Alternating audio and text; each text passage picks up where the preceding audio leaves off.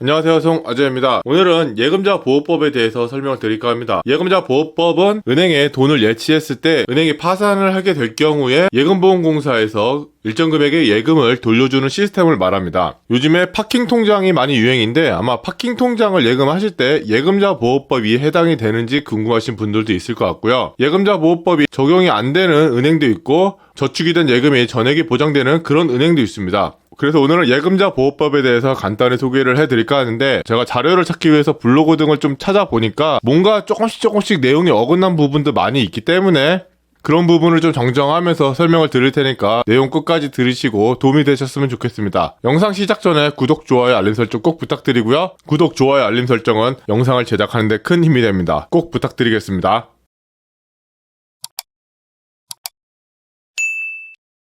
자, 예금자 보호 제도는 뭘까요? 예금자 보험 제도는 쉽게 말해서 저축된 보험을 1인에게 원금과 이자를 포함해서 최대 5천만 원까지 보호를 하는 제도입니다. 예금자 보험 제도 같은 경우는 예금자 보호법에 의거하여 예금보험공사가 평소에 금융회사 등에서 예금 보험료를 납부를 받고요. 만일에 이 금융회사가 파산이라든지 고객이 저축한 예금을 더 이상 돌려주지 못할 상황이 왔을 때 예금보험공사가 대신해서 원금과 이자 합해서 최대 5천만 원까지 보장을 해주는 제도입니다. 예금자 보호제도 같은 경우에는 법에 의해서 운영되는 공적 보험이기 때문에 예금보험료가 부족할 경우에는 예금보험공사가 직접 채권 등을 발행해서 재원을 조성하기 때문에 아무래도 신뢰도를 가지고 예금을 보호할 수 있지 않을까 생각을 하는데요. 예금자 보호제도에 의해서 보호되는 한도는 1인당 최고 5천만 원까지 예금이 보호가 되고요. 보험금 지급 공고일 기준에 원금과 소정의 이자를 합하여 보호를 해주게 됩니다. 보험금 지급 개시일로부터 5년 이내 청구하지 못하면은 소멸시효가 완료가 되어서 더 이상 청구할 수 없게 되니까 유의를 하셔야 될 것 같고요. 소정의 이자 비율은 보험사고 발생 시에 예금보험공사 공시 이율과 약정 이율 중 낮은 금리를 적용하게 됩니다. 2022년 9월 기준으로 했을 때 은행저축은행 종합금융업 같은 경우에는 2.29% 보장을 해주고 있고요.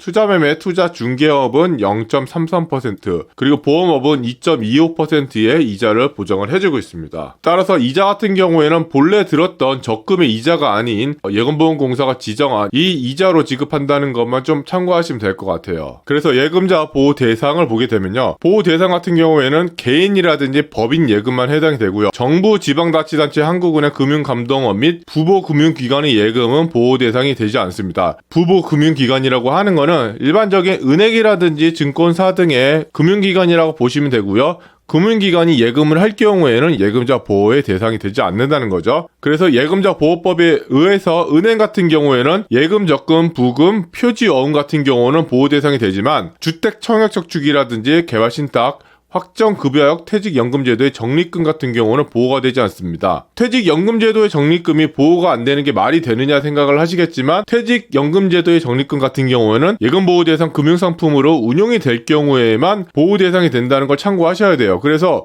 퇴직연금제도라고 해서 모두 예금자 보호 대상이 되지 않으니까 이게 예금자 보호 대상이 안 되는지 꼭 확인하셔야 되고요. 보호 대상이 되는 경우에는 이런 마크가 꼭 붙어있기 마련이니까 꼭 확인하셔야 됩니다. 그리고 금융투자 상품 같은 경우 수익증권, 뮤추얼펀드, MMF 등은 역시나 보호가 안 되는 거 참고를 하셔야 되고요. 중요한 게 은행에서 판매하는 제품이라고 해서 모두 예금자 보호가 되지 않는다는 점, 이런 점을 꼭 확인하셔야 된다는 걸 참고하시면 될 것 같아요. 그리고 농협, 수협, 중앙에도 예금자 보호의 대상이 됩니다. 지방농협이라든지 지방수협 같은 경우에는 예금자 보호 대상이 되지를 않아요. 이 점에 대해서는 나중에 한번 설명을 드리도록 할게요. 그리고 상호저축은행 역시 예금, 적금, 부금, 표지어음은 보호 대상이 되지만 은행에서 발행한 채권 같은 경우는 보호 대상이 되질 않습니다. 역시나 확정급여형 퇴직연금제도의 적립금 같은 경우에는 예금보호 대상 금융상품으로 운용이 되어야지만 된다는 거 꼭 참고하셔야 될 것 같아요. 증권회사 같은 경우에도 고객 계좌에 현금으로 남아있는 금액 같은 경우에는 보호 대상이 됩니다. 퇴직연금제도 같은 경우에는 보험회사까지 모두 공통적으로 예금보호 대상의 금융상품으로 운용이 될 경우에만 보호 대상이 된다는 거 참고하시면 될 것 같고요. 역시나 금융투자 상품인 수익증권, 뮤추얼펀드, MMF 등은 보호 대상이 되지 않는다는 거. 그리고 청약자 예수금, ELS, ELB, ELW, 그리고 CMA 같은 경우에는 예금자 비보호 대상입니다. 보험회사 같은 경우에는 개인이 가입한 보험 계약은 예금자 보호 대상이 되지만 보험 계약자 및 보험료 납부자가 법인인 보험 계약 같은 경우에는 비보호 대상인 거 참고를 하셔야 될 것 같고요. 퇴직보험이라든지 변액보험 계약 특약 같은 경우에는 보호 대상이 된다는 거 참고하시면 될 것 같습니다. 그리고 종합금융회사 같은 경우에는 발행어음, 표지어음, 어음관리 계좌가 보호가 되지만 금융투자 상품인 수익증권, 뮤추얼펀드, MMF 등은 보장이 되지 않는다는 거 참고하시면 될 것 같아요. 말씀드렸듯이 예금자보호법 제외기간이 있는데 예금자보호법 제외기간이라고 해서 보장이 안 되느냐? 그건 아닙니다. 단지 보호를 해주는 기금의 출처가 달라요. 농협수협, 지역농협, 새마을금고, 신용협동조합, 지역산림조합 같은 경우에는 역시나 소정의 이자를 합하여 1인당 5천만 원을 보장을 해주는데 대출이 있는 경우에는 예금에서 채무액을 차감한 후에 보호 한도가 적용된다는 거 참고하시면 될 것 같고요. 꼭 같은 경우에는 지역조합에서 중앙회에 기금을 납부하게 됩니다. 그래서 돈을 중앙회에서 보장을 해주는 방식이고요. 따라서 각 조합별로 각각 5천만 원까지 예금이 보호된다는 게 특징입니다. 다른 은행 같은 경우에는 전국에 있는 지점의 모든 은행을 통틀어서 통합해서 1인당 5천만 원인데 지역농협 같은 경우에는 지역별로 농협이 여러 군데 있죠. 남부산 지점이 있을 거고 부산 이렇게 지점이 있을 텐데 각 조합별로 5천만 원까지 보장을 하고요. 가끔 블로그라든지 유튜브 분들이 잘못 단어를 좀 선택을 하시는 게 지점마다 보장을 해준다고 하는데 지점마다 보장을 해주지는 않습니다. 조합인 경우에는 다음과 같이 본전 지점으로 나뉘어져 있는 거를 제가 검색해서 찾을 수가 있었는데요. 본점 및 그 밑에 있는 지점 같은 경우에는 통합해서 1인당 5천만 원 한도로 보장을 해줍니다. 따라서 조합이 다를 경우에는 각각 5천만 원씩 보장을 해주지만 지점이 다를 경우에는 같은 조합에 묶여있는 지점일 경우에는 통합해서 5천만 원 한도까지 보장이 된다는 걸 참고하셔야 될 것 같고요. 아무래도 비슷한 동네에 있는 지점인 경우에는 보장 한도가 통합해서 관리된다는 걸 좀 정확하게 알고 넘어가셔야 될 것 같습니다. 우체국 같은 경우에는 전액을 보장해줍니다. 우체국 같은 경우에는 법에서 원금과 이자를 전액 보호하도록 법령에 의해서 보호를 해주고 있는데 특이한 점은 이자에 대해서 별도 내용이 없기 때문에 아마도 저축하신 상품의 이자를 그대로 보장하지 않을까 예상을 하고 있습니다.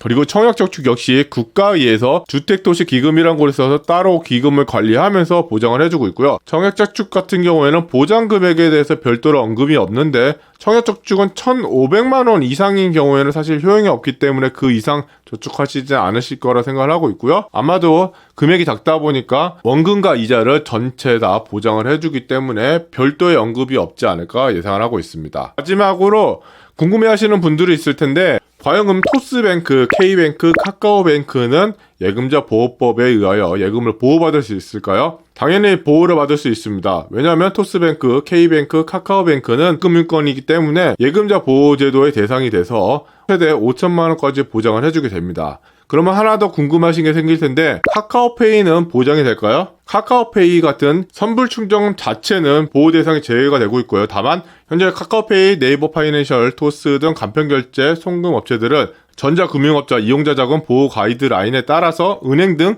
외부 기관의 선불충전금을 맡겨 보호를 하고 있습니다. 이렇게 맡겨진 선불충전금 같은 경우에는 예금자 보호 한도인 5천만 원까지 보호는 되겠지만 이에 외에 은행에 맡겨진 예탁금이 아니라면 예금자 보호법 적용 대상이 되지 않으니까 이런 점은 정확하게 확인을 하시고 선불충전금을 좀 이용하셔야 될 것 같고요. 정확하게 내가 이용하는 금융상품이 예금자 보호법이 대상이 되는지 확인하기 위해서는 제가 예금보험공사에서 금융상품을 검색할 수 있는 주소를 댓글란에 남겨드릴 테니까 그곳에 가셔서 확인하시고 저축을 하시면 좋지 않을까 생각을 하고 있습니다. 자, 긴 영상 시청해주셔서 감사하고요. 오늘 영상이 도움이 되셨다면 구독, 좋아요, 알람 설정 꼭 부탁드리겠습니다. 감사합니다.